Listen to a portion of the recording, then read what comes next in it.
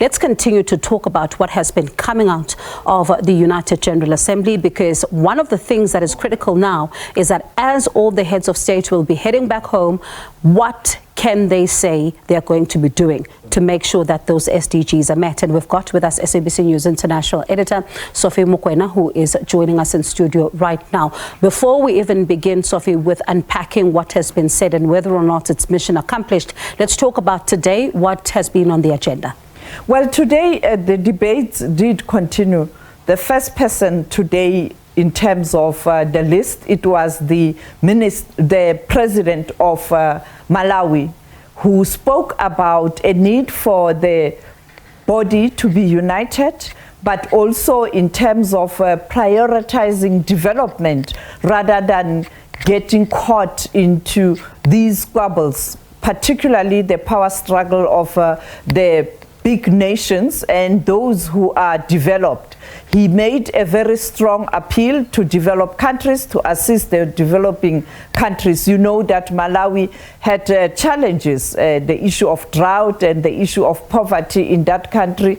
They are so glaring. And he also lambasted the members of the Security Council, the P5 in particular, that is the United Kingdom, France, China, and Russia, for not attending this gathering this time around, particularly the heads of state.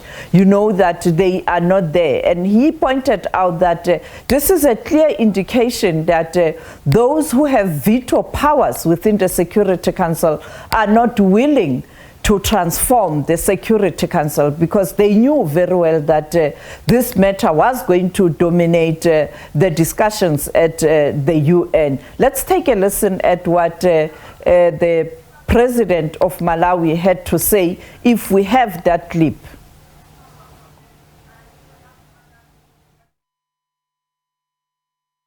Malawi strongly advocates for radical reform in the United Nations Security Council itself, whose very structure undermines the values of democracy, inclusivity, accountability, and trust.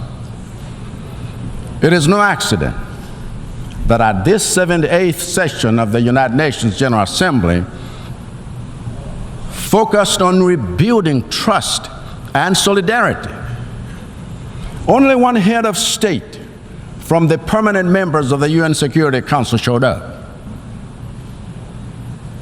That is not how you build trust.